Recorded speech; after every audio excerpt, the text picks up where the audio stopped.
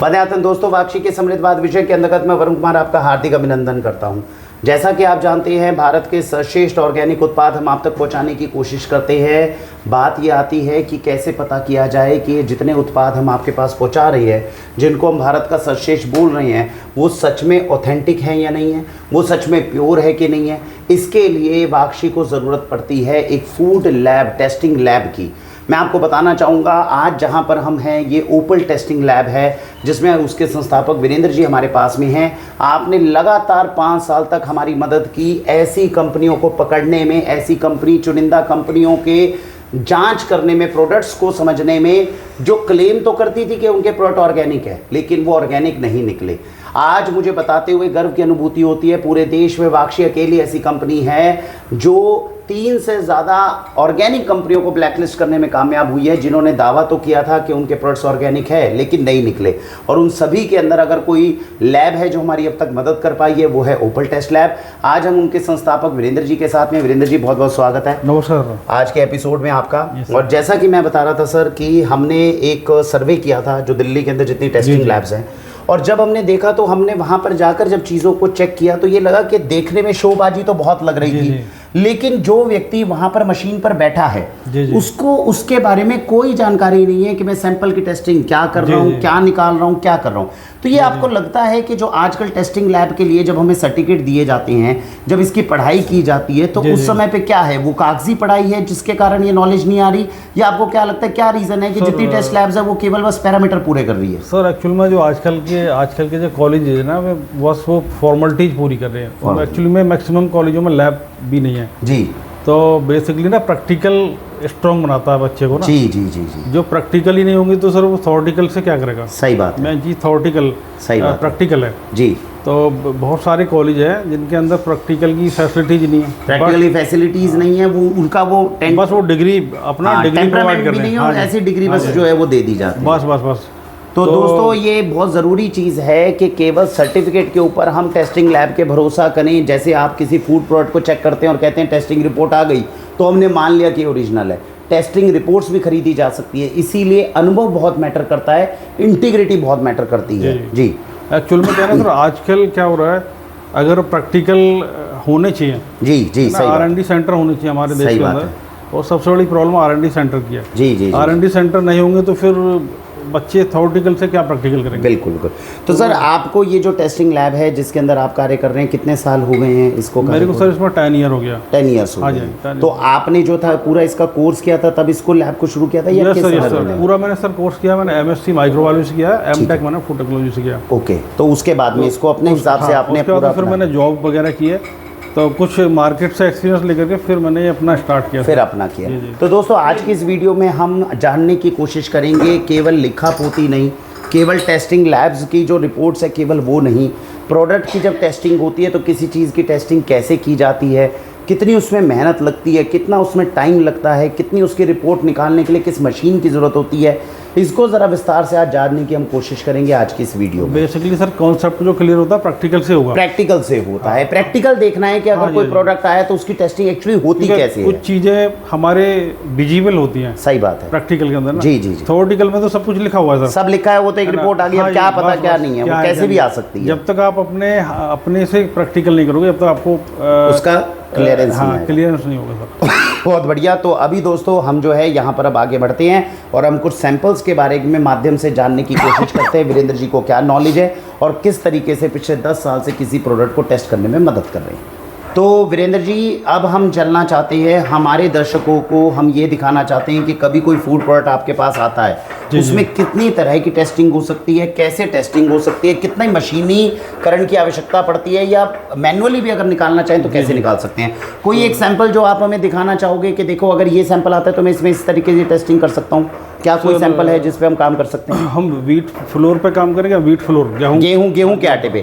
तो गेहूं के आटे में सर अगर आपके पास में आता है, आप कितनी तरह की टेस्टिंग करके क्या क्या रिपोर्ट निकाल सकते हैं? फर्स्ट ऑफ ऑल तो इसमें हम न्यूट्रिशनल इंफॉर्मेशन करेंगे। अगर कोई व्यक्ति है वो कहता है कि गेहूं के आटे की न्यूट्रिशनल इन्फॉर्मेशन पूरी निकाल कर दे दीजिए, ये आप निकाल देंगे। हाँ जी, हाँ जी। उसमें क्या क्या होता है sir nutrition information? Sir energy value होगी, ठीक है, टोटल फैट होगा, टोटल फैट कितना, कार्बोहाइड्रेट होगा, कार्बोहाइड्रेट्स होंगे, प्रोटीन होगा, प्रोटीन मेन सोर्स होता है, ठीक है, और सोडियम, पोटेशियम, हाँ, आयरन, आयरन, और आपका क्रूड फाइबर हो गया सर, क्रूड फाइबर हो गया, और आपका saturated fat, non saturated fat की जो है 2 क्लासेस निकल जाएंगी। ये तो इसमें अप्रोक्स 13 पैरामीटर हम लोग करते हैं, 13 पैरामीटर्स, हाँ, जो बॉडी के लिए ना बहुत जरूरी होते हैं, समझ तो वो, हाँ, वो चीज़ हम करते हैं। तो उसमें सबसे पहले अभी एक गेहूं का सैंपल चल रहा है। अच्छा, यहाँ पे गुड़िया कर रही है, ये गेहूं ही कर रही है, ये गेहूं दिखाइएगा जरा, कुछ हो पाया, प्रेस हो पाया, नहीं हो रहा, इसको थोड़ा प्रेस करके ही हल्का सा ये ऐसे दबा कर करेंगे, तब जाके थोड़ा सा जो है वो आना चाहिए। ये थोड़ा सा क्रश करना पड़ेगा हमें, ये इसमें क्रश हो नहीं रहा है। अभी मिक्सी से क्रश होगा, मिक्सी से क्रश कर लेते हैं। थोड़ा ये दिखाइएगा एक बार, ये गेहूं है जिसको ये थोड़ा पीसने की कोशिश कर रहे थे, लेकिन अभी इसमें मोटर पैसल में नहीं हो रहा, तो एक बार ग्राइंडर के अंदर करके इसका आटा बनाते हैं। तो ये अगर चीज़ रहती है तो इसमें आटा चाहिए होता है, डायरेक्ट गेहूं से नहीं निकलता? नहीं सर, इसको ना ग्राइंड जरूरी है करना, पाउडर फॉर्म में करना जरूरी। कर लो गुड़िया, अगर हो आपके पास, यहाँ पे है मिक्सर, हाँ, आप अंदर से कर लो, अंदर रखो। एक्चुअली में क्या ना, एवरी पैरामीटर जी, कुछ भी सैंपल होगा उसको ग्राइंड तो करना ही पड़ेगा, पहले ग्राइंड करना पड़ता है। हाँ, पाउडर फॉर्म में लाना पड़ेगा उसको जी। प्रोटीन ना रिच सोर्स ऑफ न्यूट्रिशन है, बिल्कुल। तो सबसे पहले हम प्रोटीन इसमें यूज करते हैं, पहले ही प्रोटीन चेक करते हैं, ठीक है। तो इसमें हम क्या करेंगे, अभी पाउडर बन जाएगा तो इसमें 5 ग्राम सैंपल लेंगे, ठीक है ना, 5 ग्राम सैंपल हम इसमें वेइंग बैलेंस में वेट करेंगे। अच्छा, इसमें वीरेंद्र जी अभी आप जैसे गेहूं के बारे में बता रहे थे कि गेहूं के अंदर जो है जब आटा बनता है या उसको पाउडर किया जाता है, उसके बाद में उसका जो है टेस्ट शुरू होता है। तो गेहूं अब आपने आटा करवाया, एक बार दिखाइएगा जरा किस तरीके से। सबसे पहले ना हम प्रोटीन कर रहे हैं, एक बार थोड़ा सा इधर आ जाइए ताकि कैमरा उधर से आ जाएगा। हाँ जी, आप दिखा दीजिए, देखिए थोड़ा सा पास में आके एक बार दिखा दीजिए। ये गेहूं है, तो इसको हमने हल्का सा दरदरा कर लिया जी, ठीक है। अभी क्या है ना, इसमें 5 ग्राम सैंपल लेंगे प्रोटीन के लिए। प्रोटीन पहले हम प्रोटीन चेक कर रहे हैं सर? हाँ जी, अच्छा, सबसे प्रोटीन कर रहे हैं, ठीक है। अभी देखो इसमें सर, एक बार थोड़ा पास में ले आइए मशीन के पास, देखते हैं एक बार क्या क्या डाल रहे हैं। ये क्या डाल रहे हैं सर? ये सर कॉपर सल्फेट एक केमिकल होता है, कॉपर सल्फेट डालते हैं इसमें। ये प्रोटीन चेक करने में यूज होता है? हाँ जी, प्रोटीन चेक करने में। यहाँ पे दिखा भी सकते हैं, ये देखिए कॉम्बिनेशन भी है, ये पूरा, ये कॉपर सल्फेट 100% प्योर ग्रेड का होता है। ये प्योर ग्रेड का कॉपर सल्फेट है जिसका यूज किया जा रहा है, ठीक है। तो इसको भी सर लेना पड़ता है, मतलब इसकी भी ग्रामेज होती है कि कितना कॉपर सल्फेट लेना है? हाँ जी, हाँ जी सर। अच्छा। ये सब एक्चुअली में जो इंडियन स्टैंडर्ड है ना जी, तो उसके अकॉर्डिंग ये टेस्ट हो रहा है। ओके, मेथड है सर प्रोटीन का भी, ठीक है। तो कॉपर सल्फेट से हम प्रोटीन को चेक करते हैं? हाँ जी, हाँ जी। प्रोटीन में सर क्या चीज चेक होती है? कुछ ऐसा नाइट्रोजन, अमाइनो एसिड या ऐसा कुछ रहता हो? इसमें नाइट्रोजन आएगा। अच्छा, इससे कॉपर सल्फेट से ये पता चल जाएगा इसमें नाइट्रोजन है कि नहीं? कॉपर सल्फेट नहीं, अभी इसमें सोडियम थायोसल्फेट भी हम यूज कर रहे हैं। अच्छा, सोडियम थायोसल्फेट है ये 10 ग्राम। ये दोनों को हमने मिक्स कर दिया, कॉपर सल्फेट में और सोडियम थायोसल्फेट में। ये 10 ग्राम हम लोग लेंगे, 10 ग्राम। तो ये भी सर 99.9% प्योर ग्रेड का होता है। 99.9% प्योर ग्रेड के दोनों रहेंगे, तो उससे आपको नाइट्रोजन चेक करने में आसानी होगी। अभी क्या है, अभी जो हम सैंपल ले रहे हैं जी, उसके अंदर जो प्रोटीन होगी ना, उसको डाइजेस्ट करेगा ये। अच्छा, हाँ, ये जो केमिकल है जी जी जी, ये डाइजेस्ट करने का काम करेगा। ओके, तो अभी इन्होंने 10 ग्राम हो गया। हाँ जी, अभी हो रहा है। हाँ, अभी 9 ग्राम हुआ है तकरीबन। हाँ जी, अभी 10 ग्राम सर जैसे होगा जी, तो एक जेंडाल फ्लैक्स होता है। हाँ जी, मैं आपको दिखा देता हूँ। जी जी जी, ये जेंडाल फ्लैक्स दिखा दीजिए एक बार। हाँ जी, ठीक है। इसके अंदर हम ये जो केमिकल इसको डालेंगे जी, उसके बाद हम 5 ग्राम सैंपल वेट लेंगे। ओके, ये वाला जो सैंपल आपने गेहूं का जो लिया है, गेहूं का कर रहे हैं ना, तो ये 5 ग्राम ये सैंपल लेंगे पहले। तो अभी 10 ग्राम वो हो गया जैसे। हाँ, 10 ग्राम हो गया, 1 ग्राम कॉपर सल्फेट हो गया। ठीक है, 1 ग्राम उसमें कॉपर सल्फेट था, 9 ग्राम एक तरह से हाँ जी वो हो गया सोडियम थायोसल्फेट। तो टोटल सर 11 ग्राम हो गया दोनों केमिकल। अच्छा, 10 ग्राम वो था और ये 11 ग्राम हो गया, ठीक है। उसके बाद में हम जो गेहूं का सैंपल है इसको हल्का सा ग्राइंड किया, ठीक है। ये 5 ग्राम हम गेहूं का सैंपल भी लेंगे, ये आराम से डालना, आराम से सरफेस पर। और ये फ्लास्क के अंदर पूरा डाल दिया ये। हाँ, टोटल बेटा कितना ग्राम लिया आपने? अभी जो लिया था पेपर पे आपने टोटल 10 ग्राम। तो टोटल 11 ग्राम लेना था ना? सोडियम थायोसल्फेट 10 ग्राम। अच्छा, वो जीरो कर दिया था। हाँ हाँ, ठीक है, जीरो करके फिर 10 ग्राम करा था। गुड, ठीक है। अभी हम सैंपल का वेट ले रहे हैं इसके अंदर 5 ग्राम। ओके, तो ये तय करते हैं और फिर उसके बाद डिपेंड करता है। अभी जैसे क्या है, अगर ये सोयाबीन होता तो जी। सैंपल 1 ग्राम लेते हैं, क्योंकि सोयाबीन हायर प्रोटीन होता है, सोयाबीन के अंदर ना ज़्यादा प्रोटीन लेकिन होता इसका 5 ग्राम है, या- मतलब जिस चीज में प्रोटीन की जितना मात्रा कम कम होगा होती है उसमें 5 ग्राम तो लेंगे। उसका सैंपल ज्यादा लेना पड़ता हाँ है। जी, हाँ जी, हाँ जी। तो उसको डाइजेस्ट करने के लिए मतलब एक तरह से सैंपल ज्यादा चाहिए। हाँ हाँ जी, हाँ है ना? जी। ये चीज और आपका जैसे ये मक्का हो गया, आट ये गेहूं हो गया, जी जी, इनका हमें 5 ग्राम लेना पड़ेगा। इसका जो 5 ग्राम ये हो सैंपल गया। लेना हाँ जी। पड़ता है। ओके। अभी जैसे ड्राई फ्रूट है उसका जी। भी हमें 1 ग्राम लेना पड़ेगा। अच्छा, क्योंकि- ड्राई फ्रूट में प्रोटीन ठीक मात्रा में आता है। हाँ, उसमें भी काफ़ी प्रोटीन होता है। ठीक है। और जैसे ये कई बार बोलते हैं कि जैसे मिलेट्स जैसे अनाज है या ऐसा कुछ है, उनमें प्रोटीन का कुछ अंतर आता है या 5 ग्राम ही लेना होता है उसमें? नहीं, 5 ग्राम ही लेना होता है अनाज जितने भी हाँ हैं, जी, हाँ जी, हाँ जी। जितने अनाज अनाज है अनाज सारे। में 5 ग्राम ही चलेगा सर। Okay okay okay. जो दालें हैं, जो पल्सेज हैं, ग्रेन्स हैं, उनके अंदर हम 1 ग्राम लेंगे। जी जी जी क्योंकि आपको पता होगा तकरीबन 20 प्लस ही होता है प्रोटीन जी दाल जी के जी अंदर। जी जी जी। उसमें 1 ग्राम लेंगे। ओके, ये 5 ग्राम हो गया। हाँ जी, हाँ जी। तो इसको इसके साथ में मिक्स कर दिया जाता है। हाँ, इसके साथ में मिक्स करेंगे। तो इधर फ्लास्क के अंदर भी अब दिखाएंगे। अब ये बेसिकली जो हमारा ग्रेन है वो फ्लास्क में डाला जाएगा और ये अब कॉपर सल्फेट और सोडियम थायोसल्फेट के साथ में रिएक्ट करेगा तो पता चलेगा कि इसमें नाइट्रोजन कितनी है। अभी हम क्या कर रहे हैं, अभी इसके अंदर ना कंसनट्रेट H2SO4 अच्छा जी, है ना, 30 ml इसके अंदर मिक्स करेंगे। एसिड डलेगा, एसिड डलेगा, है ना, हाइड्रोजन सल्फेट, हाँ, सल्फ्यूरिक एसिड, सल्फ्यूरिक एसिड। ठीक है। उसके बाद में वो क्या होगा? सल्फ्यूरिक एसिड है, एक बार वो भी दिखा दीजिए। देखिए सल्फ्यूरिक एसिड है जो गुड़िया खोल रही है। ठीक है, अब ये 30 ml इसके अंदर लेंगे जी।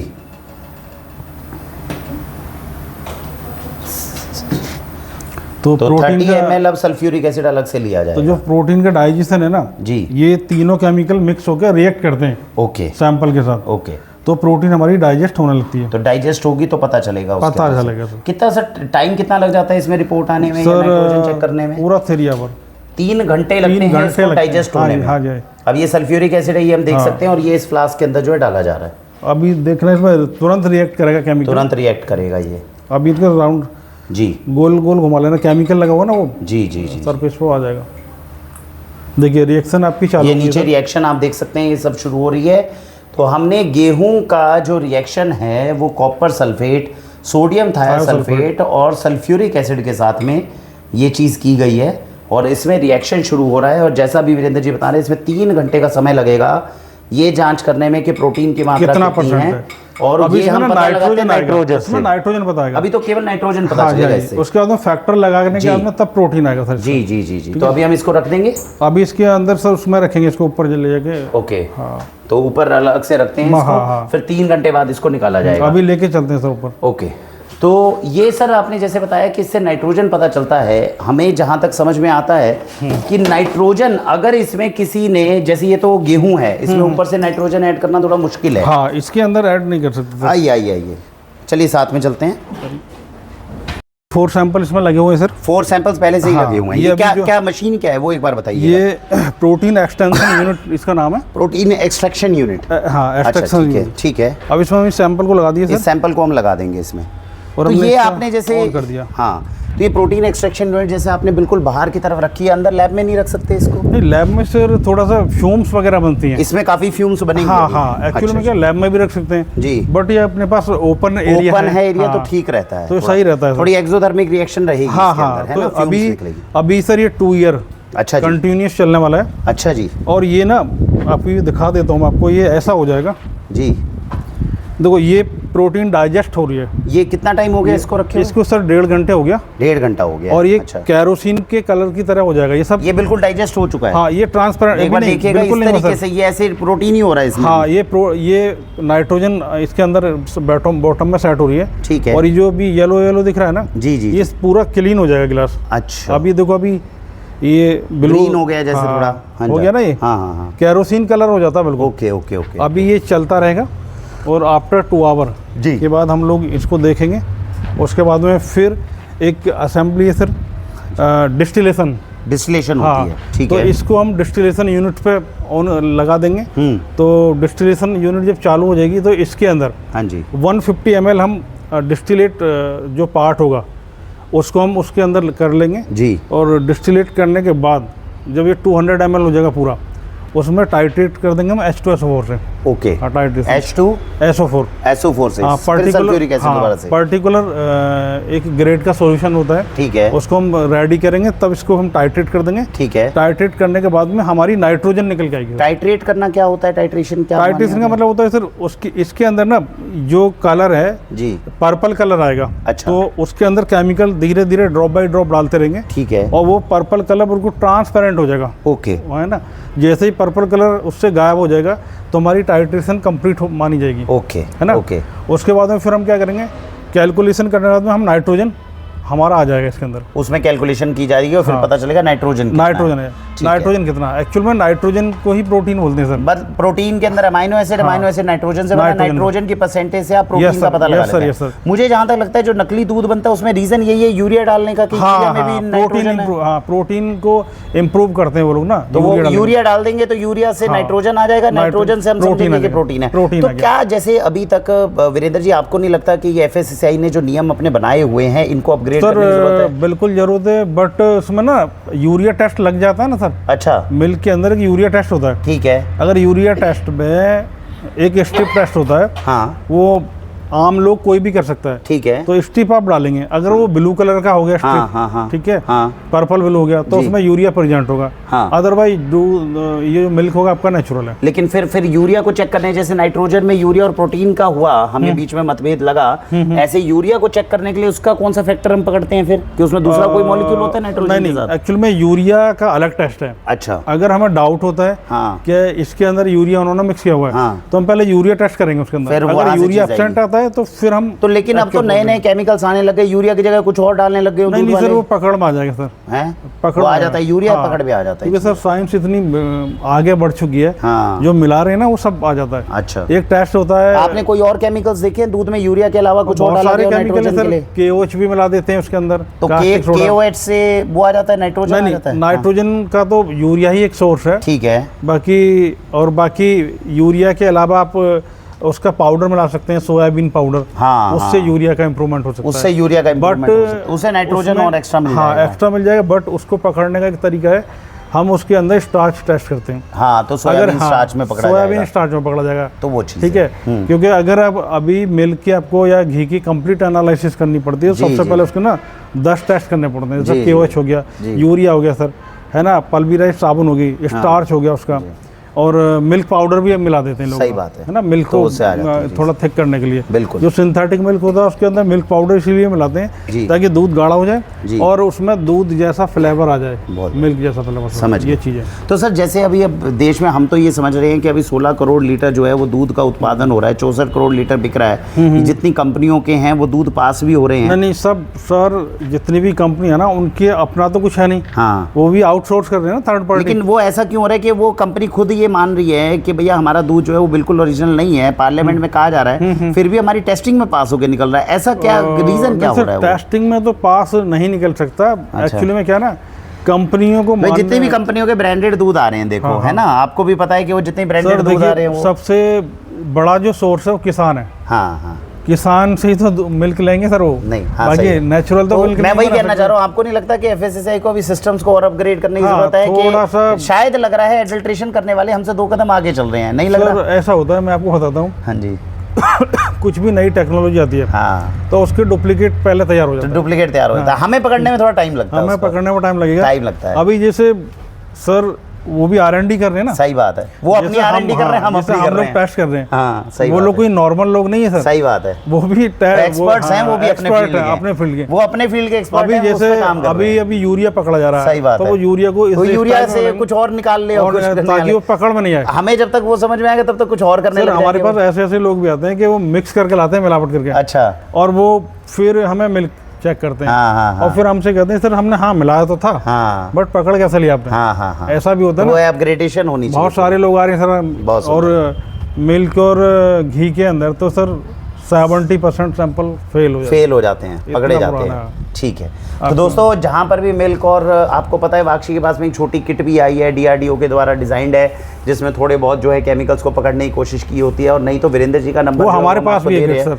अच्छा, वो आई है, प्रोवाइड करेंगे। हाँ, तो वो छोटी किट आई है, वो एक हमारे पास में भी हम लोगों को उपलब्ध करा रहे हैं। तो उससे हमने जब कोशिश करी तो एक दो चीज थोड़ी सी डिटेक्ट होने में हल्की मदद मिलती है। आप घर में बैठ करके आप कर सकते हो। जी जी, प्राइमरी लेवल स्टार्च को तो हमने देखा, स्टार्च उसमें पकड़ में आ रहा था, वो आ रहा था। स्टार्च भी आएगा सर, KOH भी आएगा, KOH भी आ जाता है, इमीडिएटली आ जाएगा। इमीडिएटली यूरिया भी इमीडिएटली आ जाएगा, पकड़ा जाएगा। 10 से 5 मिनट का टाइम लगेगा। बहुत बढ़िया। और वो चीजें धीरे धीरे चीजें इंप्रूव हो रही हैं सर। और आप जो है वीरेंद्र जी का नंबर हम दे रहे हैं, अपने घर के अगर कोई भी सैंपल्स हैं जो आप इनसे चेक कराना चाहते हैं, वाक्षी ने इनसे हल्दी के अंदर कर्क्यूमिन की टेस्टिंग जो है वो हमने आपसे करवाई हुई है, आपने कर्क्यूमिन के लेवल हमें चेक करके दिए हैं। चीज़ कोई ऑर्गेनिक है या नहीं है, आपको वाक्षी की तरफ से ही सामान आता है, आपको लगता है टेस्टिंग कराने की आवश्यकता है, वीरेंद्र जी से संपर्क कर सकते हैं। यूरिया सर, पेस्टिसाइड सबके जो है वो चेकिंग हो जाती है और इस तरीके से सारी मदद मिलती है। अभी प्रोटीन का प्रोसेसर आफ्टर 2 आवर हम आपको दिखाने वाले हैं। आफ्टर 2 आवर्स में हमें पता चल जाएगा कि बेसिकली ये क्या है, इसमें प्रोटीन कितना, नाइट्रोजन कितना है, और उसके बाद में वो टाइट्रेशन करके फिर हम कैलकुलेशन करेंगे तो हमें समझ में आएगा कि प्रोटीन की मात्रा कितनी है। तो कंप्लीट न्यूट्रिशनल प्रोफाइल भी जो है प्रोडक्ट्स का पता चल जाता है। ये सारी चीजें हैं सर जो हम यूजुअल टेस्टिंग के अंदर पकड़ते हैं। तो आप सब भी वीरेंद्र जी से संपर्क कर सकते हैं। ओपल टेस्ट लैब है ये, और अब तो काफी कोशिश जो है इन्होंने कर ली, बिकॉज पहले बहुत छोटा सेटअप था तो हम इतने समय से आपको दिखा नहीं पा रहे थे, अब काफी बड़ा है। ये देख सकते हैं फ्यूम्स भी निकलनी शुरू हो गई है। एक बार दिखा दीजिए, ये जो एक्सोथर्मिक रिएक्शन इस तरह का रख रहा है इसीलिए इसको बाहर रखना पड़ रहा है। तो आप देख सकते हैं कैसे फ्यूम्स निकल रही हैं, और ये रिएक्शन आप कह रहे हैं 1.5 घंटे तक लगातार हाँ ये सर। चलिए तो वापस चलते हैं और देख के समझते हैं कि क्या क्या चीज़ें हैं जिसके थ्रू हम आपकी मदद और कर सकते हैं। भारत वंदे मातरम। आइए। तो ये वीरेंद्र जी आपने बताया जो अभी हम ऊपर देख कर आए हैं, जहाँ पे आपने उसको उस रिएक्शन के लिए थोड़ा सा इधर हो जाएंगे ऊपर सर, ऊपर डाइजेस्ट हो रहा है, प्रोटीन वो डाइजेस्ट हो रहा है। हाँ। उसके होने के बाद में क्या होता है, क्या डिस्टिलेशन पे आता है? उसके बाद में सर ये जो प्रोसेस आप देख रहे हैं ना, ये पूरा डिस्टिलेशन प्रोसेस है। जी जी। तो उसमें डिफरेंट 4 सैंपल लगे हुए हैं। ठीक है, ठीक है।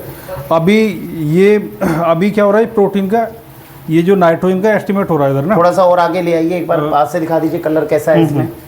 अभी देखिए पर्पल कलर है ये सर सब में प्रोटीन की चेकिंग हो रही है? सभी में हाँ, ये पूरी असेंबली प्रोटीन की। ये सब आज गेहूं के सैंपल हो रहे हैं सर? नहीं सर, ये डिफरेंट है, कोई गेहूं का भी है। अच्छा, दूसरे में किसी में प्रोटीन चेक हो रहा है, किसी में कुछ है। तो ये वहां से डिस्टिल हो रहा है और उसका अर्क जो है यहाँ पर निकल रहा है। हाँ, ये एक्चुअली में क्या है, इसमें 50 ml तो हमारा सॉल्यूशन होता है। ठीक है, 50 ml, और ये 150 ml 150 ml तक हमें इसको एक्सट्रैक्ट करना होता है जो चल रहा है। जी जी जी। तो ये टोटल जब 200 ml हो जाए, देखिए ये हो चुका। हाँ, ये पहुंचने वाला है, ये पहुंचने वाला है 200 ml। ठीक है, तो इसको हम निकाल लेंगे। निकालने के बाद में H2SO4 सॉल्यूशन से इसको टाइट्रेट करेंगे। टाइट्रेट करेंगे तो वो अभी निकलेगा तो हम दिखा देंगे। अभी जस्ट अभी दिखाएंगे, होने वाला है बिल्कुल। और मेरे ख्याल में ये भी हो चुका है, ये देखिए 200 से ऊपर आ चुका है। हाँ, तो इसको अब हम टाइट्रेट करना शुरू करेंगे जी। टाइट्रेट करेंगे तो उसके अंदर जो ये पर्पल कलर है जी, ये कलरलेस हो जाएगा। ये कलरलेस हो गया तो इसका मतलब उसमें नाइट्रोजन है। नहीं, मतलब कलरलेस होने तक रीडिंग हम ले लेंगे। अच्छा, कितना डालने से कलरलेस हो रहा है? कलरलेस हो रहा है। अच्छा। वो रीडिंग के अकॉर्डिंग हम कैलकुलेट करेंगे। ठीक है, कैलकुलेशन के बाद में हमारी नाइट्रोजन आ जाएगी। नाइट्रोजन कितनी? हाँ। ठीक है, आप निकालेंगे सर ये? हाँ, आ जाइए, हम इधर आ जाते हैं, इतना सर को निकालने दीजिए। हाँ, बहुत बढ़िया। ठीक है, तो उससे फिर हमारा जो है नाइट्रोजन कैलकुलेट होगी और हाँ। नाइट्रोजन से हम किसी तरह एक प्रोटीन की कैलकुलेशन को भी निकाल लेंगे। Yes sir. ठीक है, ये 200 ml से जैसे ऊपर हो गया, नहीं इससे फर्क नहीं पड़ेगा हाँ। सर नहीं, मतलब वो मैं कह रहा हूँ डिस्टिलेशन यूनिट जो है वो हम डिसमेंटल कर रहे हैं। हाँ जी, हाँ जी, हम ठीक है, बहुत सुंदर।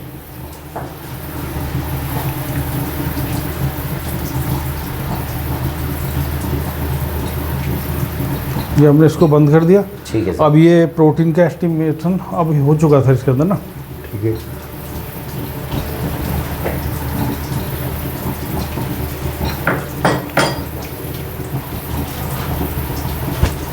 और ये जो यूनिट है सर, ये किस चीज़ की यूनिट है? ये सर ये COD डाइजेस्टर है। एक बार ये भी दिखा दीजिए ज़रा, ये किस लिए काम आती है? ये एक्चुअली में वाटर के अंदर ना COD निकलता है। तो COD का मतलब होता है सर जो हमारे एक्वाटिक प्लांट हुए, एक्वाटिक ऑक्सीजन जितनी हो। हाँ जी, हाँ जी, ऑक्सीजन की कैलकुलेशन वाटर के अंदर कितनी ऑक्सीजन की डिमांड है वाटर के अंदर। ओके। अगर पानी गंदा होगा तो उसके अंदर ये फिश वगैरह या प्लांट वगैरह सब खत्म हो जाएंगे ना। समझ तो हाँ है ना, BOD COD। तो इसमें पानी डालते हैं? नहीं सर, इसके अंदर भी हाँ वाटर डालते हैं। देखो मैं दिखा देता हूँ। हाँ जी,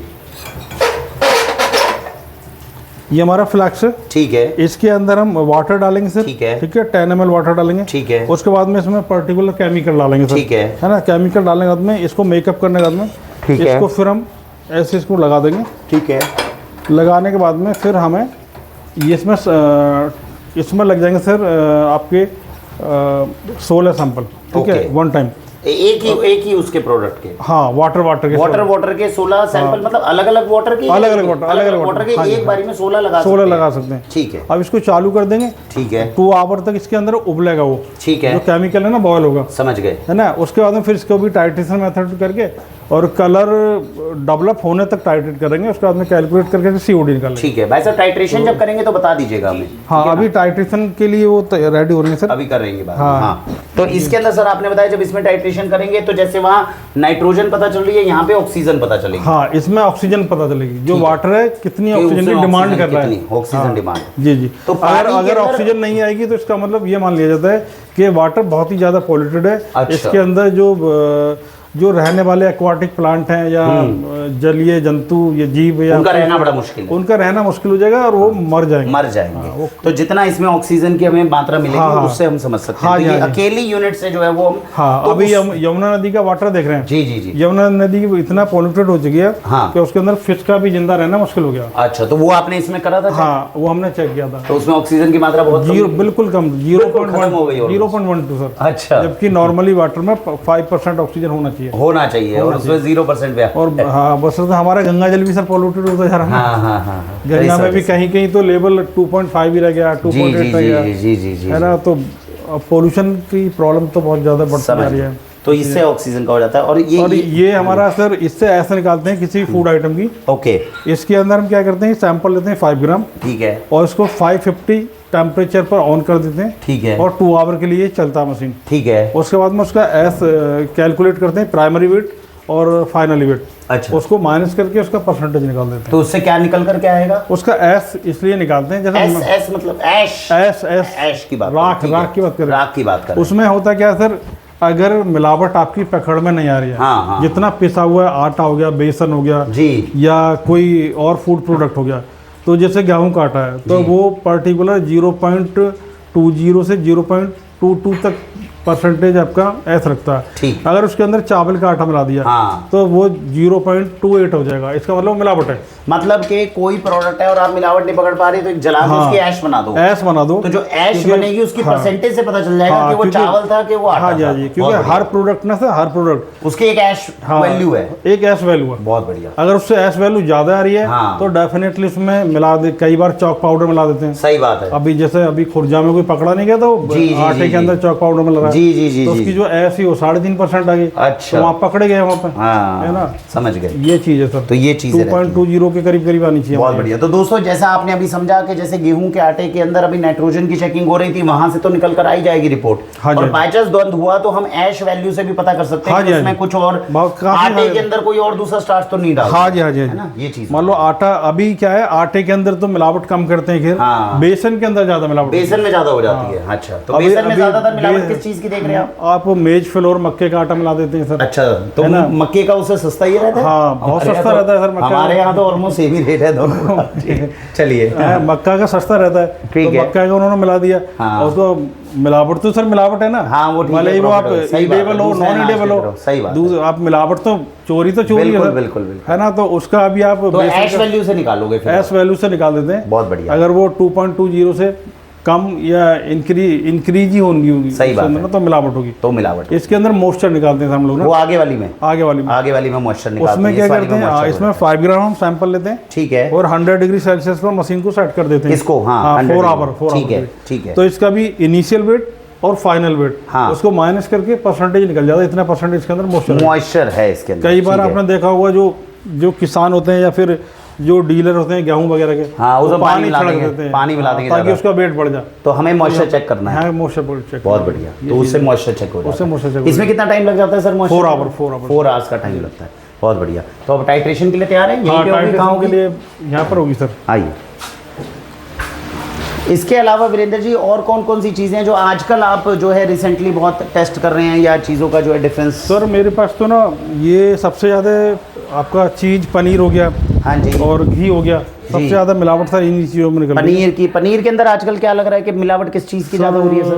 उसके अंदर तो सब कुछ ही, मेलामाइन पाउडर भी मेलामाइन मिल रहा है पनीर के अंदर, ज़्यादा मिलाया जा रहा है। हाँ, मिल्क पाउडर तो सर कॉमन है। आजकल वो रील्स बहुत ज़्यादा चल रही है, पनीर के ऊपर जो है वो थोड़ा सा वो डाल रहे हैं, आयोडीन डाल रहे हैं, और उससे देख रहे हैं कि स्टार्च की मिलावट है कि नहीं है। वो लग रहा है कारगर है, वो नहीं है सर, उससे नहीं पकड़ पाएंगे। मेलामाइन से सर, मेलामाइन से देखो स्टार्च क्या है। हाँ। स्टार्च आप सिंघाड़े का आटा मिला सकते हो, हाँ, या फिर मैदा मिला सकते हो, बट उससे वो पनीर में मिलाया जाता है। हाँ, मिलाया जाता है, उससे गाढ़ा हो जाता है, उससे ना व्हाइटनेस आ जाती है, व्हाइटनेस ज़्यादा। जो सिंथेटिक पनीर है जी, आपको पता है मैदा बिल्कुल प्योर होती है। तो सिंथेटिक पनीर जो है वो सिंथेटिक दूध बन के बन जाता है या पनीर सिंथेटिक अलग से ही बन जाता है? अलग से बन जाता है सर। उसको बनाने में क्या लगता होगा सर सिंथेटिक पनीर में? उसमें सर बहुत सारी चीजें, सॉर्बिटॉल एक केमिकल आता है, सॉर्बिटॉल। अच्छा, वो तो शुगर के लिए यूज होता था पहले? सर शुगर के लिए यूज होता है, लेकिन वो गाढ़ा कर देता है। अच्छा, सॉर्बिटॉल हो गया, और आपका मैदा हो गया सर जी, है ना, और सिंघाड़े का आटा हो गया जी, मिल्क पाउडर ले लिया ताकि एक फ्लेवर आए है ना उसका पनीर का, और रिफाइंड ऑयल, उसके फैट, पाम ऑयल डालने लग गया, पाम ऑयल डालने लग गया। बहुत अच्छा, चीजें हो रही है सर। तो पाम ऑयल डाल के और वो सब डाल लेते हैं। इमल्सिफायर वगैरह भी डालते होंगे कुछ ऐसे? हाँ, इमल्सिफायर मतलब है ताकि वो सेपरेट कोई चीज ऐसी होती है सर जो इमल्सिफायर डिटेक्ट करने में मदद कर दे? ऐसा भी इमल्सिफायर डिटेक्ट करने के लिए ऐसा तो सर ऐसा नहीं हो रहा था, अलग अलग स्टार्च और ये सारी चीजें चेक करने। मेलामाइन जो आप मिक्स कर रहे हैं ना, उसका वेट बढ़ाने के लिए मेलामाइन मिक्स कर। तो मेलामाइन को पकड़ने का कोई तरीका हो? वो मेलामाइन पकड़ने का सर, मेलामाइन तो आ जाता है, वो तो केमिकल प्रोसेस से एक प्रोसेस है। हाँ जी, वो केमिकल टेस्टिंग से मेलामाइन पकड़ लेते हैं। अच्छा अच्छा। तो ये दोस्तों मेलामाइन है जो अभी रिसेंट। अच्छा, ये टाइट्रेशन हो रहा है सर? थोड़ा सा बताएं। टाइट्रेशन हो रहा है सर। तो ये नीचे अभी ये टाइट्रेशन हो रहा है सर। अच्छा जी, तो अभी नहीं हो रहा, अभी ये इसको मैपिंग कर रहे हैं सर। अच्छा। तो अभी जो सॉल्यूशन हमारा निकला था ये आपने कहा, अभी देखिए कलरलेस हो जाएगा। ठीक, ये कलरलेस हो जाएगा। इसको अब ये ऊपर सॉल्यूशन किस चीज़ का डाला है सर? ये सर H2SO4 का है, एक पर्टिकुलर परसेंटेज है सॉल्यूशन है, ठीक, जिससे हम लोग टाइट्रेट करेंगे। बहुत बढ़िया। अभी ये पर्पल कलर आ रहा है सर। ये पर्पल कलर कलरलेस जहाँ हो जाएगा वो पता चल जाएगा कि हमने कितने सॉल्यूशन। अभी देखिए रीडिंग चल रही है, जितना रीडिंग इसमें सॉल्यूशन में चला जाएगा उससे पता चल जाएगा, उससे पता लग जाएगा। एक कैलकुलेशन है, कैलकुलेट करके हम प्रोटीन को डिटेक्ट करेंगे। हाँ।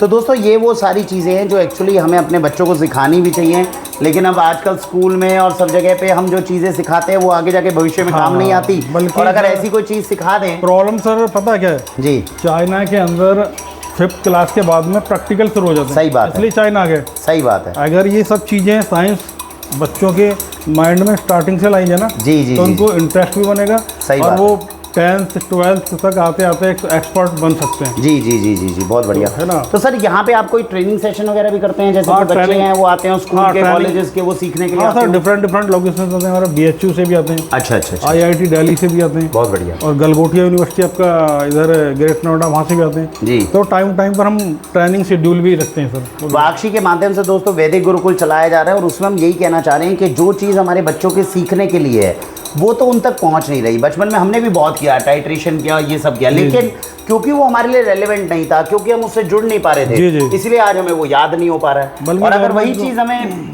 थोड़ा सा रिलेट करना सिखा दें और प्रैक्टिकल अगर सही तरीके से करने लग जाए तो याद रह जाएंगी चीज़ें।